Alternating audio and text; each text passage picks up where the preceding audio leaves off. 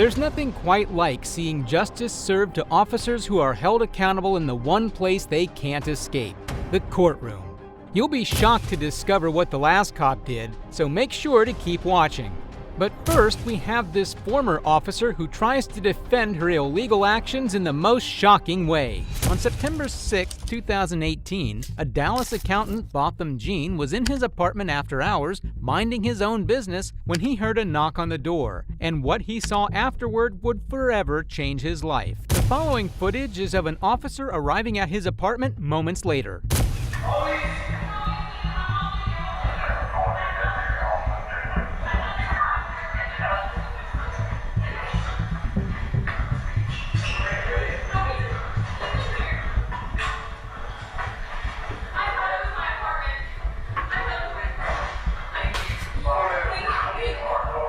The woman in Jean's apartment would be identified as Patrol Officer Amber Guer, in which, because of her actions, Jean would never leave his apartment again.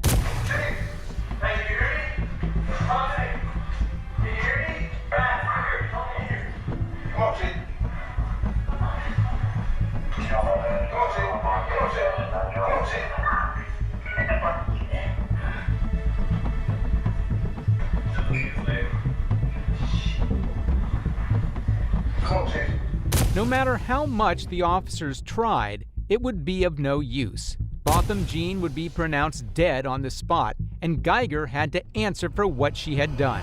I'm an off-duty officer. I thought it was in my apartment, and I shot a guy thinking it was my apartment. He shot someone. In September of 2019, a year later, instead of being indicted simply for potential manslaughter, Guer was held on trial for murder instead, as more details of the incident were revealed in the recording. I talk on the way. I know, but I was my dog. I thought it was my apartment. Yeah. Hold on. Fuck. Okay, stay with me, okay? I need supervisor. Despite her panic at that moment, it was yet to be seen whether Guer truly felt guilty or not, as how such a thing happened was fully revealed in court. Okay. As you inserted the key, or started to insert the key into the lock, did you see anything wrong with the door? I saw it was cracked open. Okay, keep your voice up. It was cracked open. Did you see anything else, or notice anything else at that point in time? I heard moving around inside my apartment. What type of moving around? Loud shuffling, someone walking. How is it possible that Guer could have made such a massive mistake like this? And what went on in her head when she made that wild decision? All would soon be revealed. What do you do normally? When I come home, I just put the key into the keyhole, and then I turn it to the left, and then I unlock or use the door handle and turn it down and push open the door. And at the same time, I'm hearing this moving around. But me putting that key, the key fob into the lock, is pushing the door open. And everything's happening all at once. There is no possible excuse for shooting an unarmed man in his own home. But Guer had different ideas. Tell the jury what you felt inside and what you felt in your brain when you saw those three things happen. I was scared to death. How quickly did that happen? Less than 2 seconds. It was quick. Okay. Why were you scared? I compare it to being into a car wreck. Right before you hit that car, you literally just, everything freezes up inside your body. I wonder if Guer's dramatic fear at that moment could compare to Jean's when he faced Guer, as she described exactly what she did next.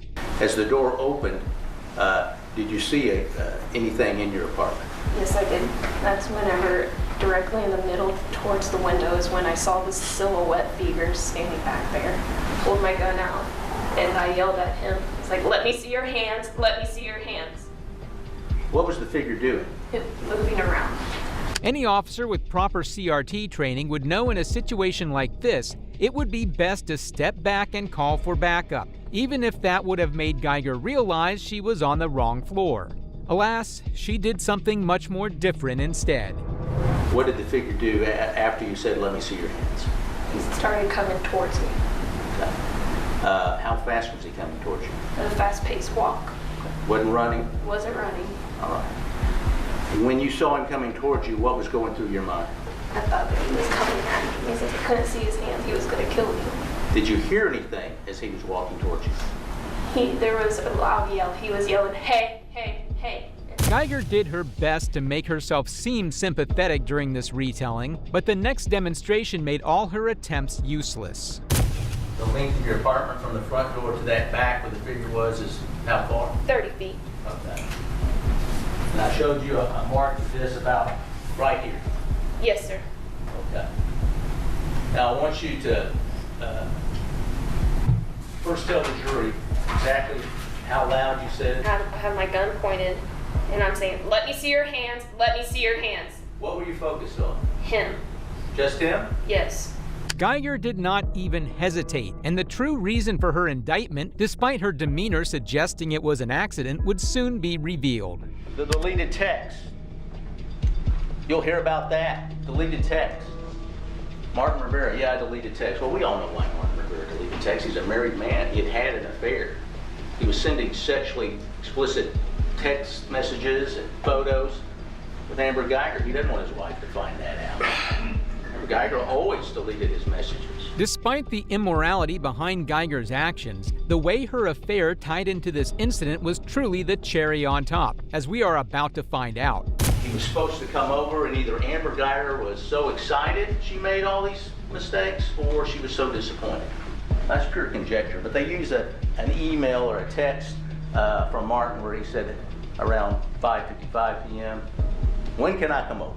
It was specifically that Guer was on the phone with Rivera before the incident that distracted her onto the wrong floor. But the way the defense tried to twist this into her favor was what was truly bizarre. Come over, they both told you that. Martin Rivera went to a Boy Scout meeting.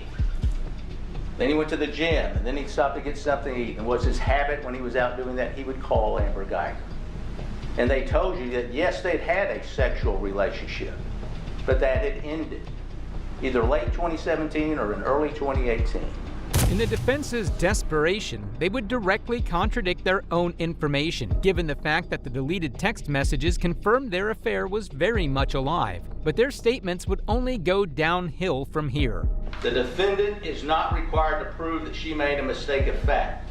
Rather, the state must prove beyond a reasonable doubt that the defendant did not make a mistake of fact constituting a defense.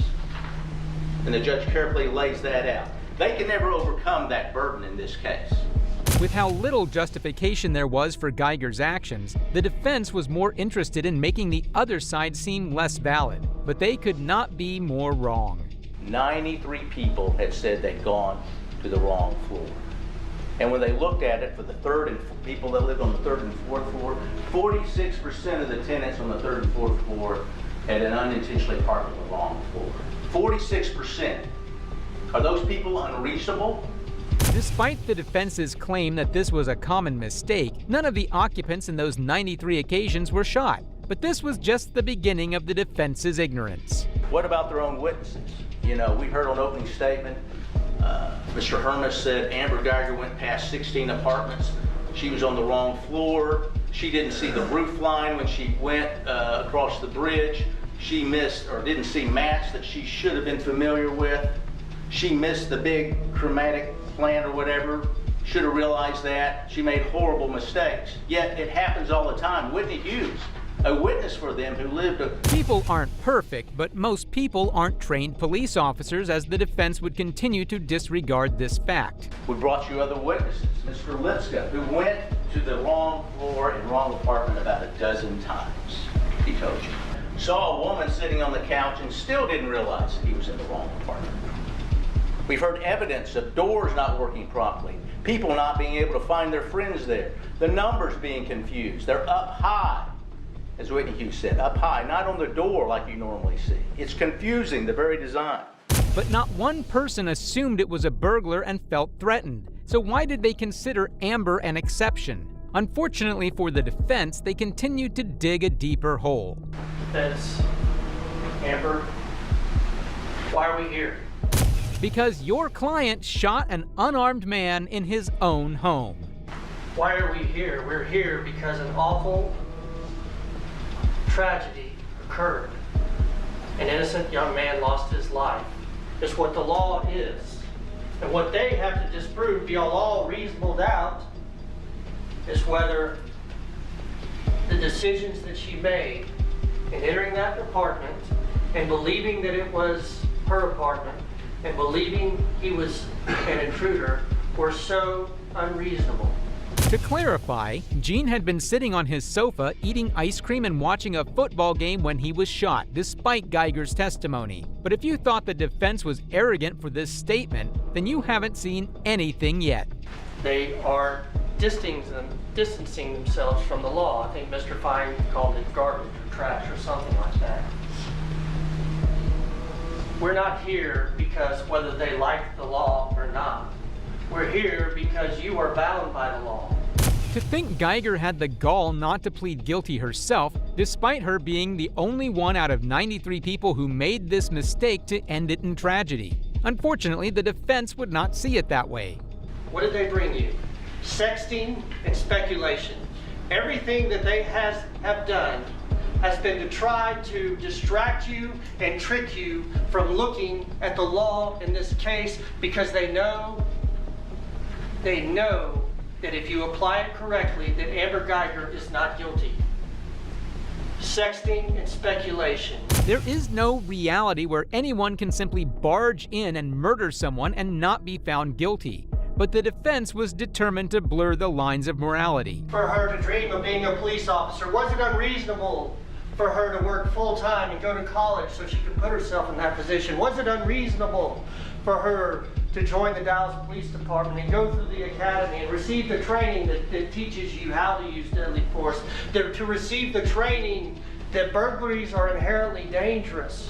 It was unreasonable to let someone who can't tell the difference between apartment floors become a cop in the first place. But their shallow arguments wouldn't end there. Prove that. They did not prove that. They brought you some standing operator procedures that we know do not apply. Because this was not a dispatch burglary call. This was not a barricaded person. This was not a situation where you have time to plan. And so September 6th is a day full of ups and downs as far as alertness, because they're going after some armed and dangerous felons. If you don't pay attention, if you're not have a clear understanding what everybody's role is, then a mistake can be made and you could lose your life. So there's all these different levels of alertness. They go to the scene, they're on the perimeter. The defense found nothing wrong with blaming the alert attitude of a cop for Geiger's actions, but had no trouble dismissing the procedures a cop is bound to. But they were about to reach their lowest point yet. They have concocted a narrative that has zero support in the physical evidence. And that is so crucial, is facing the doorway. And so it's reasonable from the evidence and what Amber Geiger told you is this figure that's upright coming at her and he gets shot. And that's consistent with the angle. And that's consistent with him falling right here because he had a rapidly fatal wound. The defense had the gall to blame Gene for reacting to a random woman with a firearm entering his apartment, and their justification for this was even worse. Somehow getting up off the couch, that he would have perfectly navigated the ottoman, walked towards the person that just shot him. So for some reason, he's been shot and somehow stops and falls back. That is preposterous. That is the conjecture that the judge has told you not to engage in. Any person with basic morality would be able to tell that Geiger deserved to go to jail. But the defense was too far gone, especially with their next and last argument. By the Texas Rangers. So the Texas Rangers come in. The Texas Rangers, one of the most elite investigative units in the country. Because he wanted to know, his focal point was her coming to that apartment reasonable? And every step he took of the investigation and everything he did showed that it was. The canvas, was that significant, Ranger Armstrong? Oh yes, it was significant. It seems they forgot it was certainly not reasonable to intrude on someone else's home and then shoot them for it. Despite all their attempts, however, the jury had a different response. The jury having reached a verdict, I will now announce it. We, the jury, find unanimously that the defendant did not cause the death of Botham Jean while under the immediate influence of sudden passion arising from an adequate cause, and assess the defendant's punishment at 10 years imprisonment in the Texas Department of Criminal Justice. In addition, we assess a fine of $0, and it's signed by the presiding juror. Guer would not get the satisfaction of only being charged with manslaughter, as the jury only let her go after one final message. Is there any legal reason why this sentence should not now be imposed? None at all.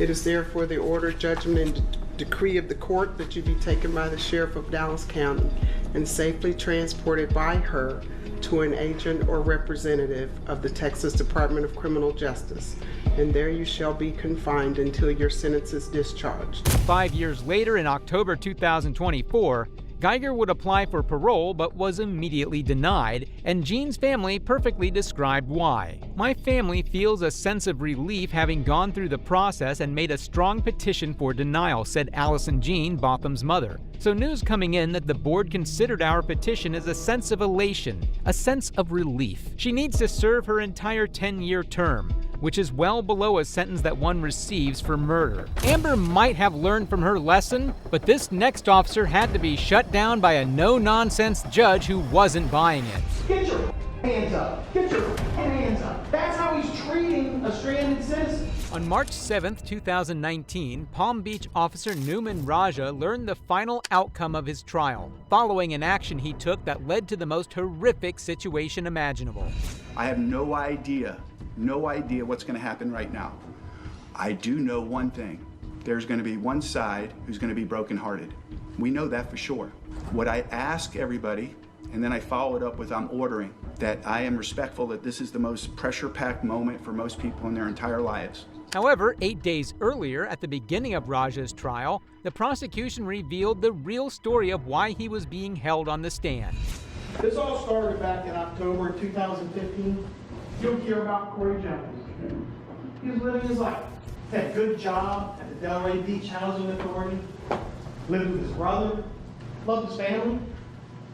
Loved music. Music was his passion. He was a drummer. He played in bands. He played at family functions and organizations. And that's what he was doing on a Saturday night, October 17th of 2015. Corey Jones was the victim in this case, and his encounter with Raja became the last moments of his life. He's out at the middle of the night on the side of the road, stranded. And unlike a lot of folks in this world, he was patient, he was nice. All he wanted was some help to get home. You'll hear how he's giving her information just to get the help that he needs. But see, unfortunately for Corey Jones, his bad luck was turning much worse. Because unknown to him, that defendant was on duty. Jones had requested non-emergency assistance, and while waiting, it was Officer Raja who responded.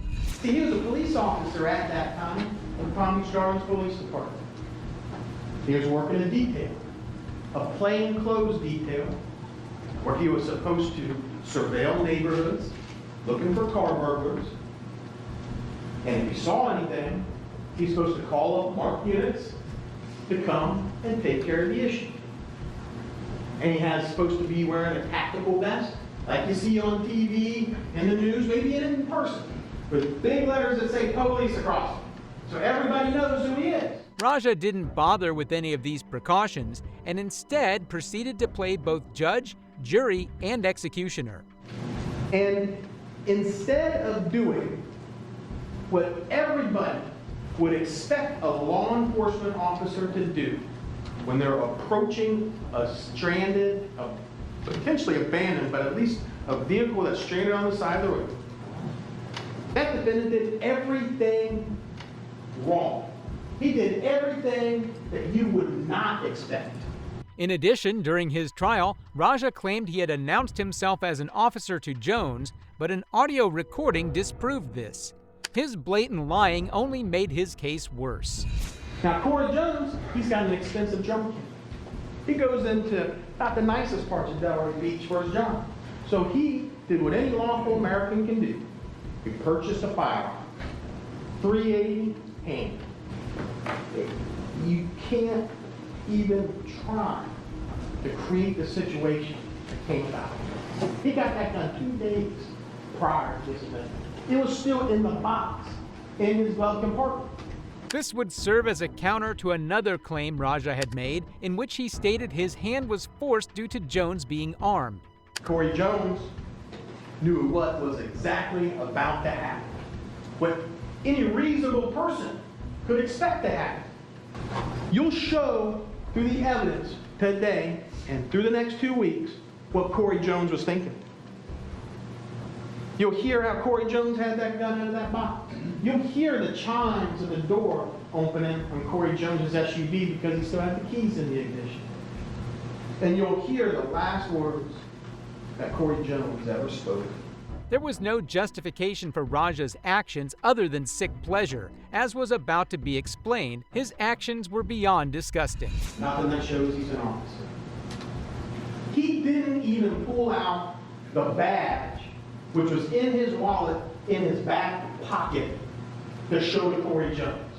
Much less put on that vest that said police, or even had his radio or his gun. There's no verbal identification that you're going to hear on that recording when Corey Jones was talking to that sales representative that had to sit there and witness this horrific event unfold. Given how severe Raja's actions were made out to be, the reality of the situation fully merited this reaction by the prosecutor. Yeah, I'm good. Really? That's what he's saying. That's not how an officer talks to a citizen at 3 o'clock in the morning on the side of the road. But that's how he spoke to what he saw with Corey Jones on the side of that road. Raja had acted more like a street gang thug than a police officer, especially moments before the fatal incident. As this defendant is saying these words to Corey Jones, and Corey Jones is responding back, he's getting closer and closer to Corey Jones. He's actually chasing Corey Jones away from his vehicle. Corey's already retreating back out of his doorway to the back of his vehicle. A citizen that's stranded on the side of the road, already being chased from his vehicle. To imagine that Raja didn't stop to think for one moment before he profiled Jones is horrifying considering what happened next. Get your hands up. Get your hands up. That's what he's screaming. That's how he's treating a stranded citizen. And what does Corey say? He doesn't respond in kind with profanity. He says, hold on, hold on. Once again, get your effing hands up. Drop. 3 shots. Nothing about this was warranted except for Raja's desire to murder a man in cold blood, something which the jury certainly wasn't letting him get away with. It got thrust upon him by the person that was supposed to be caring for his safety. He made a decision to shoot first and ask questions later. And one of the few people that should have unquestionably been there to assist him on the side of that road did exactly the opposite. Instead of being Corey Jones' saving grace, he was his angel of death. Raja represents everything that is wrong with the police department these days, allowing absolute psychopaths to have positions of authority. But see, this isn't the end of the story. Because now Corey Jones is running for his life. He is running for the cover of darkness. He's thrown down the gun already that he had in his hand that was meant to protect him. 10 seconds between the third and the fourth shot. 10 seconds for a young man running for the cover of darkness. 10 seconds for that defendant right there to finally do what he is supposed to do as a law enforcement officer. But that's not what the evidence is going to show he did. The evidence would point to how this was in no way some accident or case of incompetence, but something much worse. It's going to show his recklessness. His absolute reckless behavior from the start is now changing. It's evolving. It's now becoming a premeditated intent to kill. That 10 seconds was the time that he was able to reflect and consider what he was doing with that firearm in his hand. Officer Raja had planned this from the start, but didn't do a good job of hiding his tracks. That is no longer just in the heat of the moment. That is now premeditated intent with one specific desire, and that was to kill Corey Jones. He fired those last 3 shots at 1 second intervals each. Control. Boom! Boom! Boom! Not fast, but controlled. This was psychopathic level behavior, but unfortunately, this was not the only appalling thing Raja did. He waits over 30 seconds. 30 seconds to call 911. And why was he calling 911? Because he didn't have his radio on him like he's supposed to. He had to use his own phone to call 911, and he waited 30 seconds to call. What would a normal person do if they even accidentally hurt someone? They'd help them. But what did Raja do? Before getting much needed assistance, if he was truly in fear of his life, well, he needs to call a cavalry. 30 seconds. Doing what? Letting Corey Jones die. And how is he going to act? This might be the only place where the prosecution might have been wrong. It may be likely this wasn't Raja's first time doing this. With great power comes great responsibility. Law enforcement officers undoubtedly possess great power, great capacity for good, but that necessarily equals great responsibility in the way that those powers are used. They don't have a right to kill anybody without absolute necessity. Raja may not have killed Jones over any sentimental or anger issues, but by simply not caring, as the prosecution clarified. And he's going to explain to you, the judge will tell you what culpable negligence means. He's going to say it means a course of conduct showing a reckless disregard for human life or the safety of other persons exposed to its dangerous effects of conscious indifference to the consequences. I couldn't have thought up better words to explain exactly what he did. But the situation goes even deeper, with the suggestion that Raja may have planned this murder from the start. He was reckless from the start. He created the situation, and the evidence is going to show you that he could have only expected one result, the death of Corey Jones. But see, he doesn't get a free pass under the law for those last 3 shots. The last 3 shots that he waited 10 seconds to deliver, and took 1 second intervals in between each one. The law doesn't give him a free pass for those shots. But even more horrific than this was the exact details of where the bullets hit Jones. Corey was shot through the heart. He actually had his heart destroyed by that bullet, which is horrifically symbolic, saying that this young man lost his life because he lost his heart. You're going to hear a medical examiner come up here, forensic pathologist, and explain to you all the injuries that Corey Jones sustained. He was shot in the back of the arm, the back of this arm, on the right side and the upper arm, and went through right after. He was shot in the right side of his chest, and that bullet ripped through his body, destroyed his aorta, and lodged into his left shoulder. Given the terrifying result of Raja's actions, and given how evil he had been proven to be, his version of events were still disgusting to hear. He says, Corey Jones jumps out of the vehicle immediately, says, I'm okay. He says, police. And what did Corey do? According to him during his statement, Corey jumps back and puts the gun at him. And now he's afraid for his life. That's what he says in his statement. That's not what happened. That's not what you hear in the AT&T recorded call from the roadside assistance folks. It seems although Raja may have been a criminal, he certainly wasn't a smart one, as the prosecution ripped into him one final time.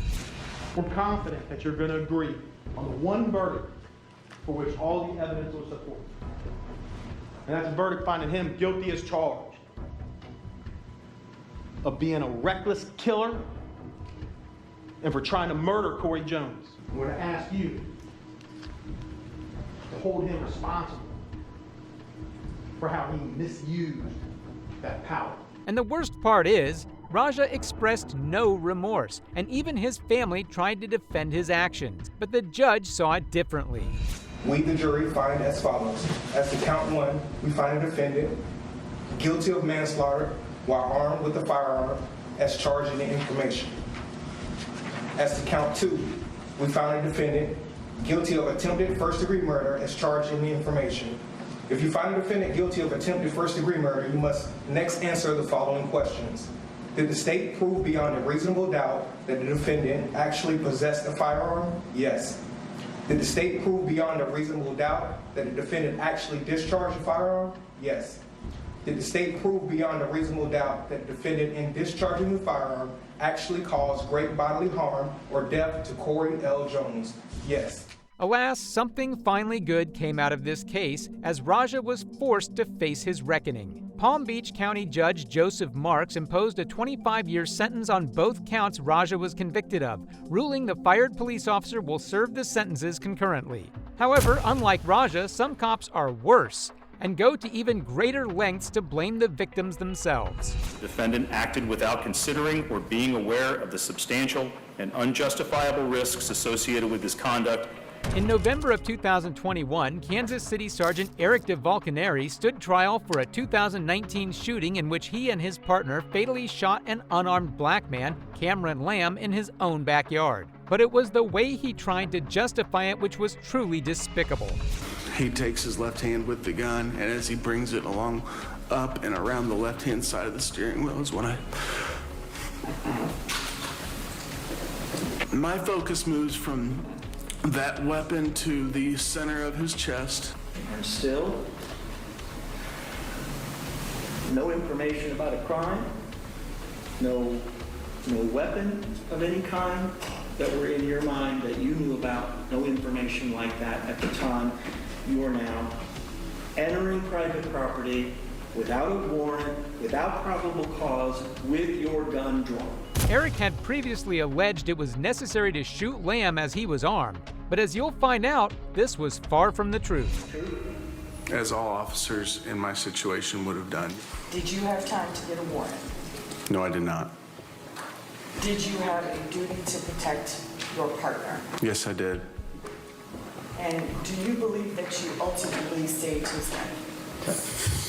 Yes, I do. Despite Eric's confidence, the prosecution revealed the truth of how long it actually took for him to make such a reckless decision.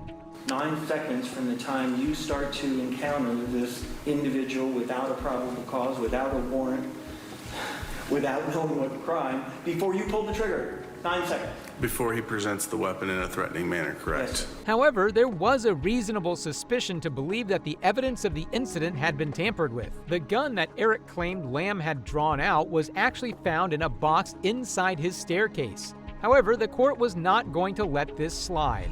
There are a number of facts in this case that are both aggravating and mitigating, sometimes all at the same time.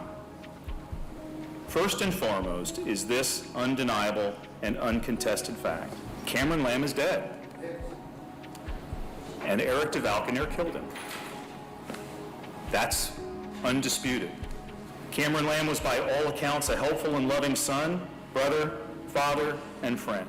It is also undisputed that murdering someone without any suspicion of a crime occurring is the height of evil, and the judge's decision reflected this. I've described him as funny, caring, giving. Miss Gray called him a protector, a jokester, and my favorite of all the ones that I read, not a saint, but our angel. Cameron Lamb's death leaves an irreparable and unfillable void in the lives of his family and his friends, and also in our community. Given the severity of his crime, you would assume Sergeant Eric had a good reason for his actions, but this couldn't be further from the truth. It can't be overlooked that the events of December 3rd of 2019 were initially set into motion by Cameron Lamb, and his decision to chase his girlfriend through city streets at dangerously high speeds, putting motorists and other members of the public at risk. However, those events tragically concluded with the actions of Troy Schwam and the defendant. Pulling up to defendant's house, Sergeant Schwam pulling into the driveway, immediately getting out with his weapon drawn, rapidly moving into the backyard, carport, garage area of the house, and defendant doing the same. Despite Lamb having broken the law, a traffic incident did not warrant the dangerous precautions taken by Eric, and especially not what he did next. Both without taking a breath, without pausing for the briefest of moments to consider where they were going, what they would find when they got back there, whether they were acting lawfully in doing so, and whether there might be some other safer option, without so much as a, "Hey Troy, wait." At any point, Sergeant Schwam and the defendant could have done this. You'd think driving recklessly was still a sign of an unstable person. However, the judge revealed something that made Eric's actions even worse. He did this when at some point, while he was chasing his girlfriend, he decided to discontinue the chase and to go home. The video from the helicopter shows this decision, shows how it played out. Cameron Lamb is not racing through the streets of his neighborhood at this point. He's not driving through yards to get away from anyone. He does not abandon the truck and let it roll into someone's yard while he flees on foot. Rather, he simply pulls into the driveway of his home, pulls around back, puts the vehicle into reverse, and slowly begins backing it down the driveway, under the carport, and into his garage. The situation could have been left at that point, but it was Sergeant Eric's actions that proved why the police were beyond corrupt. Then Sergeant Schwam and Eric DeValconaire arrive, and as the court has found, an encounter that was over and a situation that had de-escalated was again escalated by what I have found, rightly or wrongly, was their unlawful entry into the backyard carport area and confrontation of Cameron Lamb. This is an aggravating factor. Given how avoidable of a situation this was, the blame rested entirely on Eric, who was about to pay for what he did. Cameron Lamb is dead. Eric DeValconaire killed him. And the court has found that that happened because the defendant acted without considering or being aware of the substantial and unjustifiable risks associated with his conduct, and that his actions were a gross deviation from the standard of care that a reasonable person would exercise in the situation. Eric DeValconaire, on count 1, the Class E felony of involuntary manslaughter in the second degree, I sentence you to a term of incarceration in the Missouri Division of Adult Institutions of 3 years. On the unclassified felony of armed criminal action, I sentence you to a term of incarceration of 6 years. Good riddance. Not all cops, however, get the same kind of treatment as Eric. Sometimes when a cop takes a life, the justice system unravels to expose all of its own corruption. That is a felony. It is punishable by up to 15 years.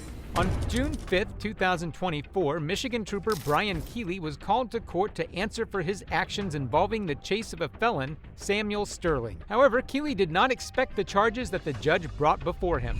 Mr. Keeley, in this matter, the people are alleging that on or around April 17th of 2024, in the city of Kentwood, county of Kent, state of Michigan, you committed the following offenses: homicide, murder, second degree. During Sterling's chase, Brian Keeley had rammed straight into Sterling in an unmarked vehicle, fatally wounding him. Said act committed without premeditation or deliberation, that is a felony. It is punishable by life or any term of years. A consecutive sentence may be imposed for each death that resulted from operating a vehicle, and your DNA is taken upon arrest. Keeley had served 25 years on the force. You'd think he'd have known better, but this just hinted at his true nature. They also allege count 2, homicide, manslaughter, involuntary, in that you did cause the death of Samuel DeJohn Cornelius Sterling by committing the following act or acts in a grossly negligent manner. If such a long-standing police officer was allowed to be this unprofessional, what does that say about others? However, he would soon face the consequences. It is punishable by up to 15 years in the Department of Corrections and a fine of up to $7,500 with your DNA taken upon arrest, and a consecutive sentence may be imposed for each death that resulted from operating the vehicle. This was much less than what someone like Keeley deserved, yet he still had the audacity to do the following. Attorney Curtis, how is your client pleading at this time? Not guilty to both charges, Your Honor. The court will enter not guilty pleas in each of these counts, and we will schedule a probable cause conference and a preliminary examination.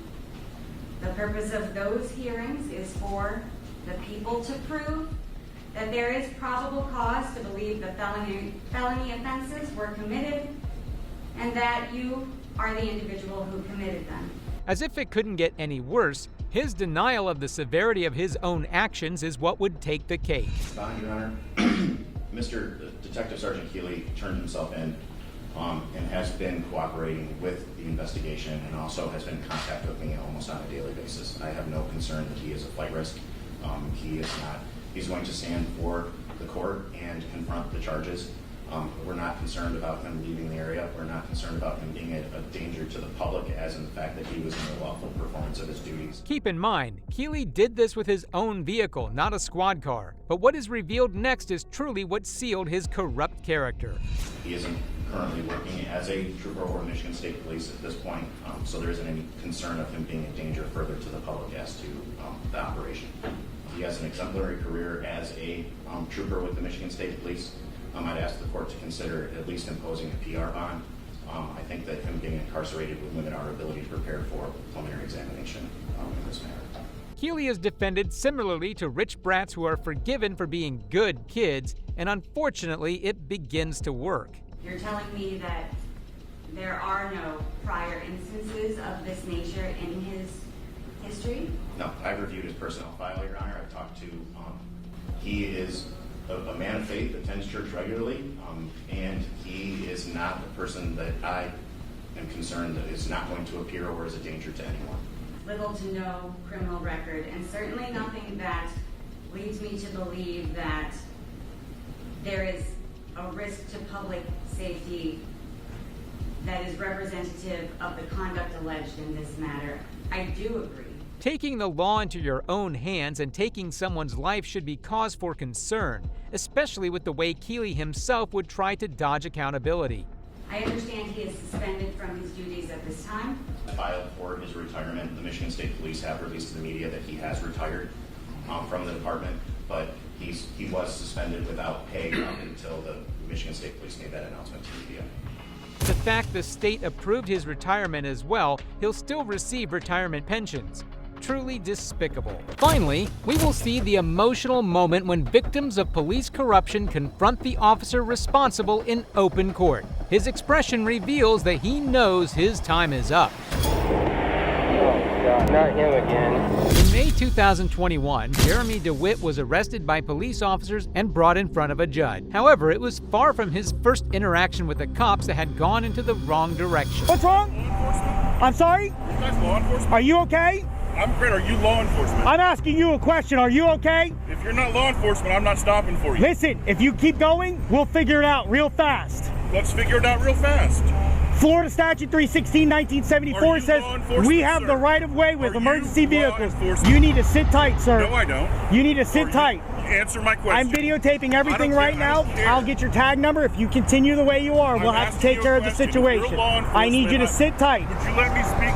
Let's figure it out real fast. Not only is he not a real police officer, but he's also downright threatening people for questioning his made-up authority. This guy seems like an absolute nutcase. We're with Metro State, and we're a state-certified agency. You sit right there, please, sir. Thank you. Can you write me a citation? Excuse me. Come on, man. Get out of the way. I got to deal with this. Move. Sit tight, sir. Please don't continue. Hey, Hey, boy. Instead of calling it Metro State, he should have called it Mental State with the way he's behaving. This guy is the most insane and hilarious person I've seen in a while on this channel. Last vehicle's 97. Last vehicle's 97. Motor one's moving.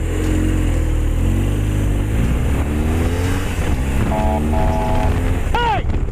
Get over! Now! All the way! Stay there!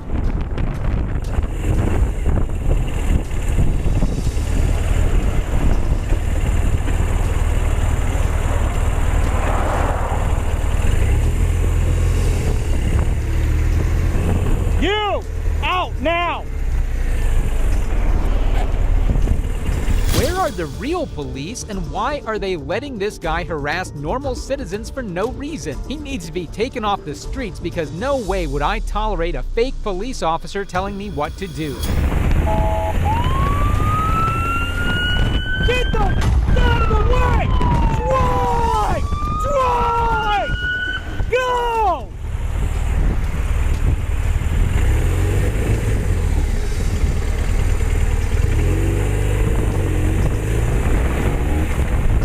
Dude, you're not paying attention. This is what I need. Stay there! What are you directing, dog? What are you directing, dog? I was trying to move that car back. Stop f***ing arguing. Yes, using inappropriate language with the citizens of this country. The sign of a true police officer. What a joke. I need a unit up here now so he can take over. Who wants the license? It's on my motorcycle. Sergeant, you want me to go back to my motorcycle? You want me to stand over here, Sergeant? Motorcycle, I can't, because unless you're going to put one of your cruisers here and hold this funeral, I can't do that. Here, Sergeant, it pisses me off. Sergeant, I'm not trying to piss you off. Get your license. So you want me to go? Okay. Get your license. All right. Finally, the police have caught up to this guy. He was really starting to annoy me with his inappropriate language and misuse of authority. Sergeant, my vehicle's not stolen, Sergeant. I can tell you right now, everything's being videotaped on my body cam, Sergeant. Okay, you're so that's not a firearm, Sergeant. Let's go. That's a less lethal, Sergeant. So legally, for the per Florida statute, I'm allowed to carry that, Sergeant. 970. Go ahead and look it up, Sergeant. The vehicle's not stolen, Sergeant. I have the registration for the vehicle, Sergeant. I have the registration for the vehicle, Sergeant. Sergeant, get your lieutenant, please. There is no lieutenant. I'm in. Then get a captain. There is no captain. I'm in. Is this guy a parrot, the way he just keeps on saying the same thing again and again? DeWitt really needs to get his act straight. The cops clearly are not willing to entertain any of his antics. Where you have handcuffs? Make sure you have your body cameras running. Body cameras are running. Why you have handcuffs? I'm not talking to you, officer. Okay. I have the registration for that vehicle, Sergeant.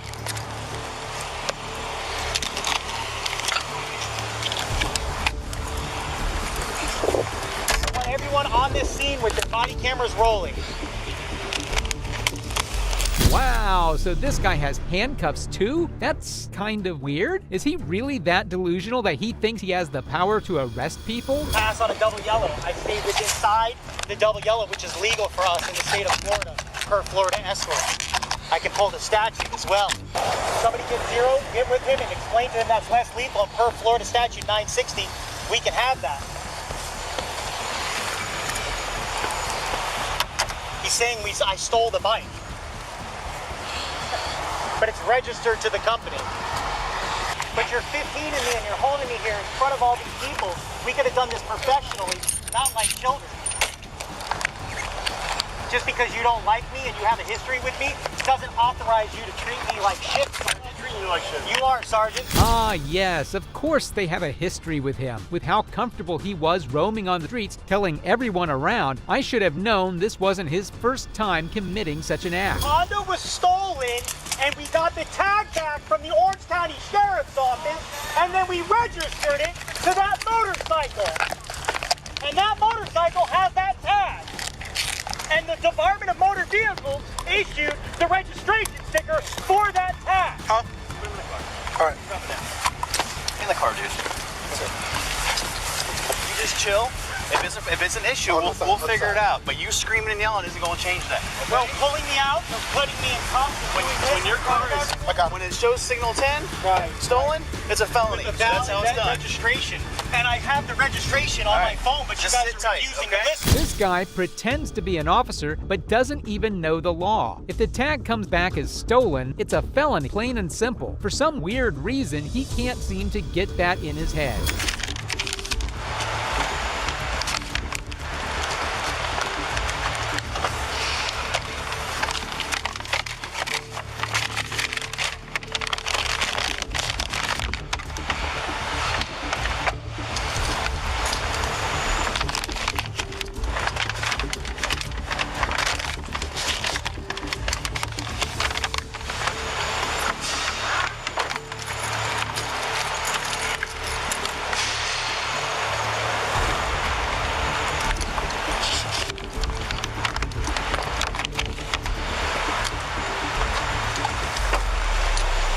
Well, you'd think a trip to the police station would shut him up, but you'd be sadly mistaken, as he'd go back to his antics as soon as he got out. Oh, God, not him again. It's Jeremy. Don't reach for that firearm. Walk away from your bike. Keep your hands up. Keep your hands up. Go down to your knees. Do not reach for that firearm. You're being secure because you're openly carrying a firearm. What? You're openly carrying a firearm. Carrying a pepper ball. You already know that. I do not know that. That is a firearm. That is a firearm right now. All right, Jeremy, you're being arrested for carrying a concealed weapon. Concealed? It was in plain view. That's not plain view. That's concealed. That whole concealed. What are you talking about? Who does this man think he is? First handcuffs, then a firearm? If you want a lesson on how to speed run going to jail, you should watch more Dwit videos, because this guy is insanely dumb and stubborn. Be a lieutenant. Give me a lieutenant. It was in plain view. It's in plain view. Give me a lieutenant. Sit down. Sit down and be quiet. Where's the lieutenant? Where's the lieutenant? Give me a lieutenant. This is not right. Are you listening to me? Are you listening to me? I'm a deputy. I'm not an officer. You don't tell me what to do. I understand. Stop yelling at me, and I'm going to stop yelling at you. Do not yell. Do not raise your voice to me. Yes, sir. Do you understand? I understand. You've already asked the sergeant for a lieutenant. You don't get to pick and choose who comes to the traffic stop. Glad this deputy put him in his place. He just has an issue with authority. First, imposing it on our citizens, and then on the cops who are arresting him. This online identifies as a Glock, basically a Glock replica. Can you show me on here anywhere, I mean, I don't know why you'd have a light on a less lethal, but can you show me anywhere on here where it gives anybody the idea that this is not a... I don't that make it's, those. that it's a less lethal? I can't answer that. I don't make those. But you know they're less lethal. No, I'm asking. If I saw this, I wouldn't know that. That's where you're... But you can say that for somebody else. Okay. I've seen this guy for just a few minutes, and I can barely stand. I can't imagine how vexing it is to interact with him in real life. Even after getting arrested several times, he still doesn't seem to feel guilty at all. Yeah, I was on bond. They revoked my bond with the new charge, but that charge was dropped. He has approximately 10 or 11 other cases that he's currently incarcerated. Oh, you got a bunch of different cases that are keeping you. Right. Jeremy DeWitt was released on bond, but is yet to stand trial for impersonating a police officer, for which he could be looking at a potential 5-year sentence. Unlike this case, in this next case, the guy committing the crimes happened to be an actual cop, and the reason for which he was in court was much more horrifying. Just understand with that many counts, it's going to take me a minute or two. On July 13, 2021, former cop Zachary Wester found himself in court in front of a judge waiting for a verdict on his crime. The most surprising part? He was facing 67 charges of racketeering and could see serious jail time. It appears to be an illegal narcotic. Do you know anything about that? I do not. Have you ever seen this before? No, what is that? I'm just trying to figure out how that stuff got in your car. This is a case about an abuse of an incredible power, about the abuse of the incredible trust that we all put, and we have to put, in law enforcement. I despise cops who exercise their power illegally, and this cop is no different. Imagine how many innocent civilian lives this single cop has ruined. All right, now here's what we're going to do. I'll bring the jury in. The bailiff will bring me the verdict form. I will review the verdict form. There are over 60 counts, so it's going to take me a couple minutes because it's my responsibility to make sure that the verdict form is completely filled out, signed, and dated. So please give me a second to go through that verdict form to make sure it is correct. If it's not correct, then I'll have to bring the attorneys up and we'll have to talk about how we're going to deal with it. But just understand with that many counts, it's going to take me a minute or two to go through it before I hand it to the clerk. I think the fact that the judge mentioned it'd take him a couple of minutes to get through the charges is the most horrifying fact for me. An officer of the law with 6+ charges on him is terrifying. I'll ask the clerk to go ahead and publish the verdict. In the state of Florida versus Zachary Tyler Wester, case number 19-CF-431. We, the jury, find as follows as to the counts charged in the information. Count 1, guilty of racketeering as charged. Count 2, not guilty. Count 3, not guilty. Count 4, not guilty. Zachary was found guilty on 19 of his 67 charges. He's been convicted of 3 counts of official misconduct, 3 counts of fabricating evidence, 4 counts of possession of a controlled substance, 3 counts of possession of paraphernalia, and 2 counts of false imprisonment, along with his 19 counts of racketeering. Lester, 28, was sentenced Tuesday to 12.5 years in state prison in connection with 19 guilty verdicts handed down in May. Like in this case, this next cop was also given a severe punishment for his transgression. Caused your lovely wife heartache? On January 28, 2015, a 58-year-old man by the name of Floyd Dent was driving around when he was stopped by Officer Melendez for a minor traffic offense. However, the actions that Melendez chose to take from there end with him being punished. January 28, 2015, where his life changed forever. He was stopped by the defendant, a then Inkster police officer, and his partner, Officer Zelenowski. Mr. Dent was stopped for a minor traffic offense and ordered out of his vehicle. With his hands extended out of his driver's window, he was grabbed out, thrown to the ground, and struck 16 times in the head by the defendant. These types of scum are what defame our police force. They exercise their force illegally on the very people they're supposed to protect and then act a victim. Pathetic. The responding police officers arrived as the defendant is wrestling the defendant to the ground. Mr. Dent was struck, kicked, and teased while on the ground by what appeared to be a group of angry, anxious police officers that celebrated after the defendant was beaten and cuffed.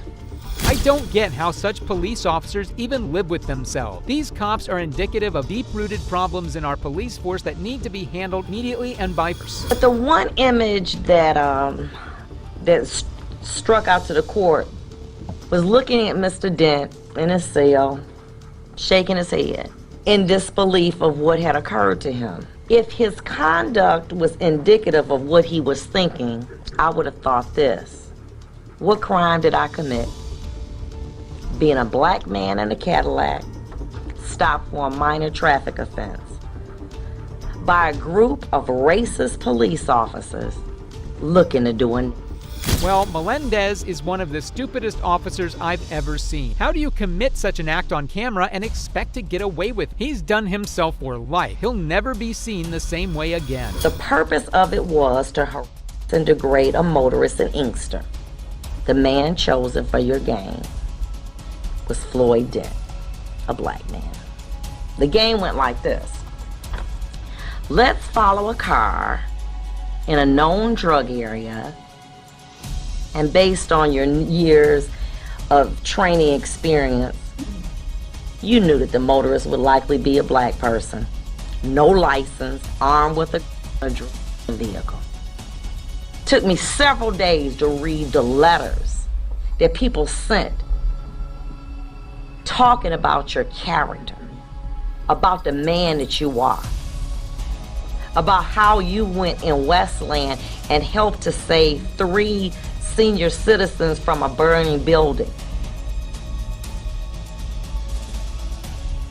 3 of those letters, I believe, were from African Americans, and 1 even professed to be like a mother. 1 or 2 things: either they're all racist, or there's something redeeming about you that somehow, in some way, you forgot that night. The age-old trick of fake letter. Does Melendez take this judge for a fool? He's just digging himself into a hole here, and I'm loving it. At the station, the other eye of justice captured you and your posse making fun of Mr. Dent, mimicking him struggling while you all wiped the blood off your uniforms with disinfectant while he watched. Such an awesome, caring, properly trained police officer. You led your fellow officers down a path of cowardly behavior. You betrayed your city. You caused your lovely wife harm. And you caused Mr. Dent severe anguish. Tell him to make fun of Mr. Dent now. I bet he doesn't have the guts anymore, seeing as to how big of a pickle he's gotten himself in. Today, I can only punish your conduct, but only you and God can change your character. I've had an opportunity to listen to both sides. And I had to say this because I didn't say this during the trial. But it was my privilege to be able to oversee this trial because I had great lawyers. Look at his face. This man isn't guilty and emotionless because he feels bad for what he did to Mr. Dent. He just feels bad because he happened to get caught in the act. I am going to commit you to the Michigan Department of Corrections. However, after weighing the allegations in this particular matter and looking at all the circumstances, including what you've done and who the person I really believe that you are, I'm going to commit you to the Michigan Department of Corrections as to count 1 for no less than 13 months, no more than 10 years. As to count 2, I'm going to give you 90 days credit for time served and close it out. Of course, it's going to give you 85 days for credit. You have 42 days to appeal my decision. That concludes this matter. Thank you. He should be glad he only got this much time. He deserves to be put behind bars for a long time. I am truly sorry that you believe my actions were unjust. Please have faith in your law enforcement officers, for many of them would risk their life for yours. Melendez even went as far as to claim that he suffered from PTSD, but honestly, I don't buy it, and neither did the judge, so Melendez's plea was not entertained. William Melendez apologized to Dent, the community, and his family shortly before he was sentenced Tuesday to 13 months to 10 years in prison. Like in this case with Officer Melendez being sentenced for his wrongdoing, this next officer also failed to get away with his crimes as his case came before a righteous and no-nonsense judge. Cameron Lamb is dead. Eric DeValcanere killed him. On December 3rd, 2019, Eric DeValcanere was alerted to a crime committed by Cameron Lamb. However, once he arrived at Cameron's property, everything seemed to go horribly wrong and he landed himself in court for his actions. And the parties have a right to expect that no matter what I hear, I will only consider factors that are appropriate and that I will disregard those that are inappropriate. And that is what I've done here, and as a result, I've concluded as follows. There are a number of facts in this case that are both aggravating and mitigating, sometimes all at the same time. First and foremost is this undeniable and uncontested fact. Cameron Lamb is dead, and Eric DeValcanere killed him. That's undisputed. I really like this judge. He's getting straight to the facts. No BS, no irrelevant information at all. This is how all judges should be. Cameron Lamb's death leaves an irreparable and unfillable void in the lives of his family and his friends, and also in our community. Also, as I'm weighing all these facts, it can't be overlooked that the events of December 3rd of 2019 were initially set into motion by Cameron Lamb and his decision to chase his girlfriend through city streets at dangerously high speeds, putting motorists and other members of the public at risk. I love the judge's objectivity. No bias, not that I can say that about many judges that I get to see on this channel. Pulling up to defendant's house, Sergeant Schwam pulling into the driveway, immediately getting out with his weapon drawn, rapidly moving into the backyard, carport, garage area of the house, and defendant doing the same. Both without taking a breath, without pausing for the briefest of moments to consider where they were going, what they would find when they got back there, whether they were acting lawfully in doing so, and whether there might be some other safer option, without so much as a "Hey Troy, wait." At any point, Sergeant Schwam and the defendant could have done this. These cops never think in the moment. They always end up regretting it when they end up in front of a judge. Sad truth is, their actions can't be taken back and their victims can't be brought back. Eric DeValcanere is not Derek Chauvin, who murdered George Floyd. Eric DeValcanere is not one of the 3 men in Georgia convicted of running down and murdering Ahmaud Arbery. This is a mitigating factor. Defendant has no prior criminal history His ORAS scores him as a low risk in all categories. Defendant's history as a police officer, husband and father, friend and colleague is also a mitigating factor that I have taken into account, as his father asked me to do, which I was already going to do, and that is to consider the totality of the circumstances. This is how a professional judge is. Completely objective, takes all factors into account, and doesn't let emotion sway him. If we had more people like him in our judicial system, I'm sure it would be a lot better than it is right now. Have demonstrated he has not hesitated to immediately take action when he believed the circumstances surrounding him warranted it. And this trait has generally served him and others well. It also failed him, as it did on December 3rd of 2019. All of which, however, leads the court back to where it began, an evaluation of the impact of the defendant's crime on Cameron Lamb and his family. Cameron Lamb is dead. Eric DeValconaire killed him. Having concluded, as I have, having considered all those factors, I ask counsel if there's any legal reason or cause, having been shown why sentence and judgment of the court should not now be pronounced. None from the state. No, sir.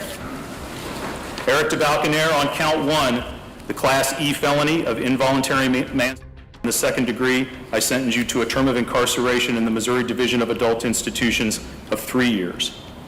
On the unclassified felony of armed criminal action, I sentence you to a term of incarceration of 6 years in the Missouri Department of Corrections.